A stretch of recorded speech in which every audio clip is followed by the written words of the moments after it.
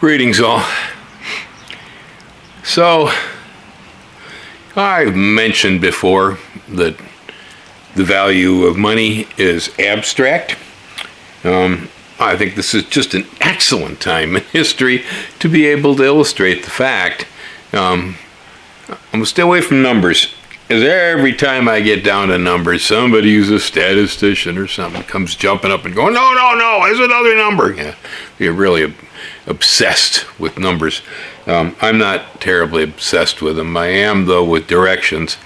And currently, we're back into an inflationary spiral like I haven't seen in ages. This is really something. I think I heard the statistic that it's about 5.4%.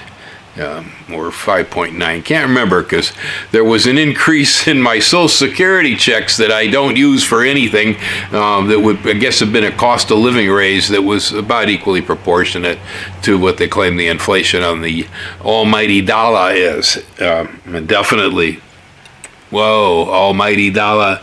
I don't know if any of you folks have like sci-fi, science fiction. If you ever read some of the Russian authors like Stanislaw Lem, a memoir is found in a bathtub, which is about a Pompeii-like event that filled the underground American Pentagon with lava, and archaeologists thousands of years in the future taking it apart, trying to figure out what was going on in this ancient culture, and they came to the conclusion that the almighty dollar must have been their god, because they appeared to worship it at every turn.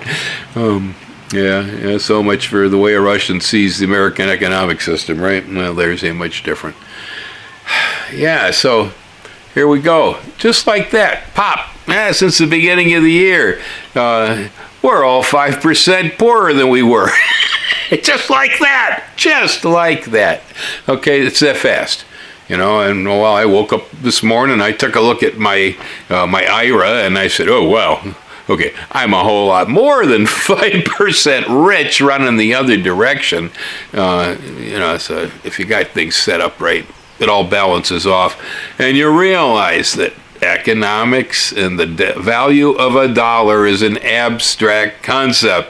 We get into this thing, where our lives are ruled by it. And we have to have the money. If we don't have the money, then we come up short. Maybe they take away our car, they take away our house. I mean, it's real, It's very real what happens because of money. As far as what is that money worth, though, day to day, no exact value.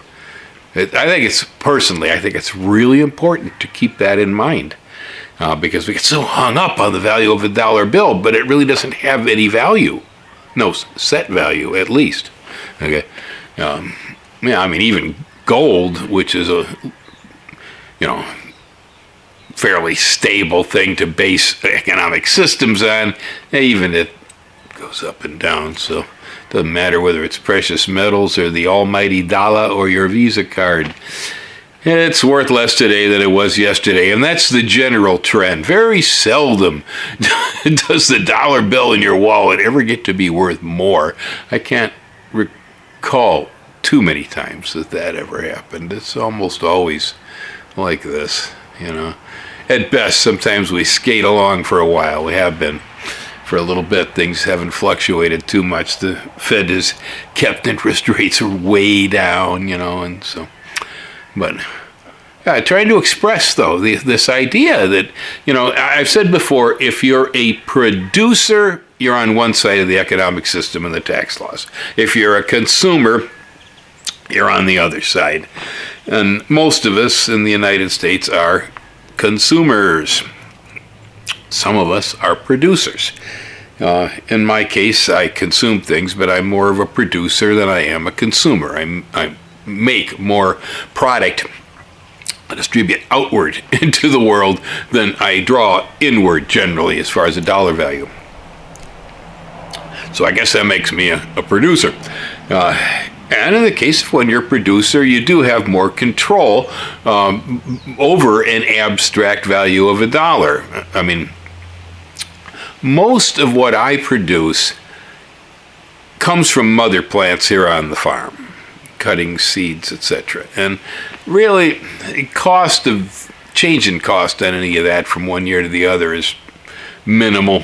A little bit maybe on the fertilizer or something, but it really isn't very much. There is a slow upward trend, usually year to year. I just absorb it. If I see that it's been going up, I usually wait 2 or 3 years before I generally come in and then say, okay, I'm going to play catch up. And I let the price go up once I'm sure everybody else has jacked the price up on everybody. I will follow. Generally a little below where everybody else is for various reasons of my own. But I'm a producer. And now in this case, the only thing that's really going to affect me bad here is that the post office. Yeah.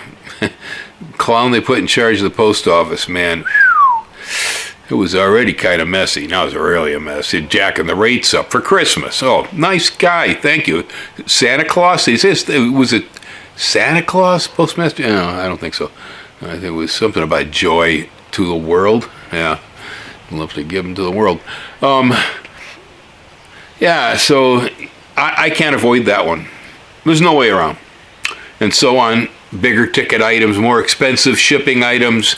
Cost's going to go up, folks. That's all it is. I'm going to pass it along. Like most every other people pass things along. I won't be raising the price of my basic products, but I will be raising the price of shipping on any of the larger stuff.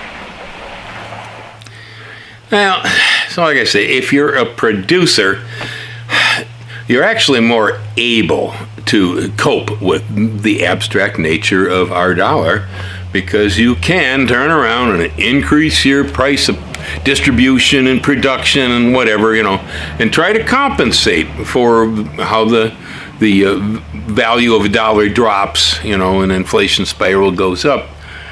Now, if you're a consumer and you're an employee with some company that is a producer, well, you got another step in between there, and so some of you may have noticed lately, I certainly have, that right now is, wow, man, since the 60s and 70s, this is the most collective bargaining I have ever seen.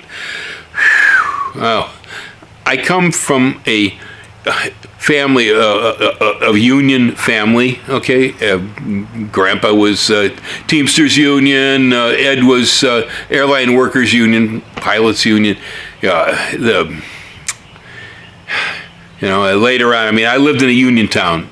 In Chicago, back in the 50s, 60s, early 70s, you couldn't get anything done. You couldn't get work unless you had a union card. Collective bargaining was a big deal in that area of the Midwest. Later, I was a member of the Teamsters Union myself. I've also was not only a member, but I was a steward for the Carpenters Union for, 10 years or more. So, deeply involved in collective bargaining process. And I'm also aware that going back with the Reagan administration approximately, was where they started dissing unions. Federal government started, Reagan killed the air traffic controllers union at the time over collective bargaining, I recall. It was the first time I'd seen that stuff myself. And it was straight downhill from there. The public opinion turned on unions and they're evil, it's garbage. Now all of a sudden, the collective bargaining organization seemed to be everybody's friend. They're all out there wanting a raise. That's what unions basically were for, improving work conditions, bargaining for more wages. So if you happen to have one, they don't have the clout they once did, but right now they have a pretty good clout. The employers are not at the upper hand at the moment. They're hurting. They need employees because of the circumstances. And so y'all are in a pretty good situation, better than I've seen in years. Actually be able to say, hey, give me a little bit of that. You paid yourself $6 billion last year in stock options. We got a 50-cent raise. You rolled it down the sidewalk. How about a little more? That's what it's about. Unions suddenly have some power in the country again, and suddenly people who happen to belong to them are looking towards the positive aspects of why we have them. As for the rest of you, though, knowing that it's on the employee's side at the moment. I know that Walmart, Target, and Amazon have all come forward and said that they will take their employees and they will pay to get them a bachelor's degree. Wow, after all the years they pulled public money out of education and the school systems went to heck, America got stupid. Cue! Whoops. Yeah, we can see what happens when we don't educate the public. Apparently, the commercial sector has suddenly realized that a stupid public doesn't make enough money to be able to support corporations that want that money. They're willing to put out money to get their employees educated. Wow. Yeah, that's pretty weird. So there, even non-unionized people who work for companies that don't have collective bargaining are even getting perked. This does happen. Most of the, 40-hour work weeks and, paid holidays and things that folks have in their workplaces, the vast majority of this originally came about due to collective bargaining. And to try to keep collective bargaining out of certain corporations tended to match what the unions were getting in a lot of cases. This is true. And so whether you belonged or you didn't belong, your life has been affected by all this. But right back to that almighty dollar is a pretty abstract thing. What's it worth tomorrow? You're fixed, right? You got your bills. They generally keep going up. Your wage may or may not go up, keep pace. Generally never actually keeps pace. Not really. It is the proverbial carrot on the stick. And they keep pushing it just a little bit ahead of that mule. It's got to stay a little bit ahead of the mule. Otherwise, the mule grabs the carrot, starts eating. That's kind of what's happened right now. Yes, that's what's happened right now. With the whole COVID thing having come through, and the economy getting trashed by it worldwide. Our government saw fit to try to do what they could to keep things balanced and stabilized so it didn't go down a black hole, during all of this. And so they implemented a whole lot of socialist type programs and have kept things up for now. We'll see how well all of that worked out. But what happened, people who lost their jobs but then got a certain amount of income back to be able to keep alive, sort of looked at what they've been doing and said, man, I don't want to go back to work for that crappy pay and have to face all them people without masks who were coughing all over the place and blah, blah, blah, blah. I don't want to do that no more. I need a better type of work, or people got used to staying home with their children, for instance. Oh, how natural, right? Yeah. Weird. Mom wants to stay home with children. People get used to a lot of things that actually improve their lives, despite the fact that it was a disaster that caused it. And they're thinking. I know here in Hawaii, it's just not true across the U.S., but college enrollment in Hawaii is actually up at the moment. I guess a lot of people that got displaced decided maybe they better go back to school and get some new talents, some new training, a new way to make a living. Smart move, folks. I agree with it. You never go wrong getting a bit of education. It will not hurt you. I think most of us definitely need more of it. Anyway, there you go.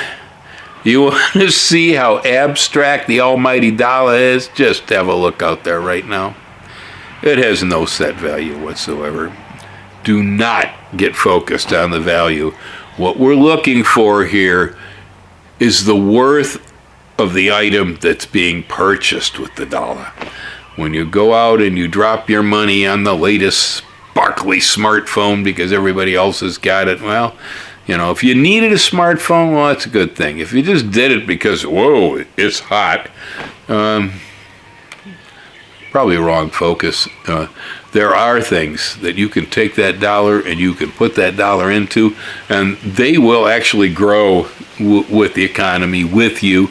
Well, my solar energy system took money, put it into solar energy. The price of energy on the planet is only gonna keep going up. Yeah.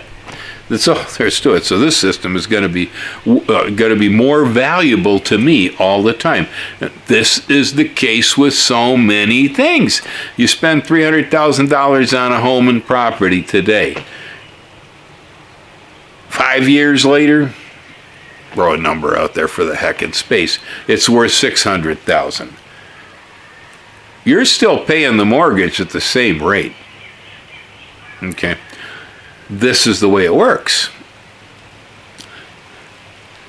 And so whenever you get yourself into a situation like where if you can be a home owner, a property owner, for most Americans, this is the bottom line of where you can build an economy from within your own life. That's the one thing most of us, or a lot of us have, that will continue to go up as the inflation spirals, and so it will keep pace. Unfortunately, that's a silly game because you can't sell the house that you're living in without buying another one. Now, if you change locations and you sell a Honolulu home for $100,000 and you come over here and you can work remotely on this island and you buy one for $600,000, you did good. You probably did good. I wouldn't complain about living here. I don't complain about living here. It's fine. And if that was your situation, then you made it out. But if you're selling the home for $1 million in Honolulu and you just want to move down the block, probably by the time you get the money laid on the one down the block, it's probably $1.1 million anyway. The rate things are going, so you have little to gain in that regard. But things like automobiles, they're generally a whole. Okay, and so many of the things that we put our money on are really, they might be necessary, but they are economic pits. They have no future value. They will be worth less next week than they are this week. Your home is one of the few things that might be worth more. Right, Gracie? Huh? Give here, Kenny. Say hello to the camera, huh? Say hello to the camera. Gracie knows. Yeah, the cat food keeps going up all the time. And I don't pay her anymore for all this, right, Kitty? Huh? You don't get paid anymore, do you? All you get is cat food. Yeah, you get cat food. She's not too worried about it. Gracie lives pretty much in the Dow, She's in the way of the world. Economics about is that bag of cat food Ellen brings home every once in a while. Anyway there, folks, you got it, huh?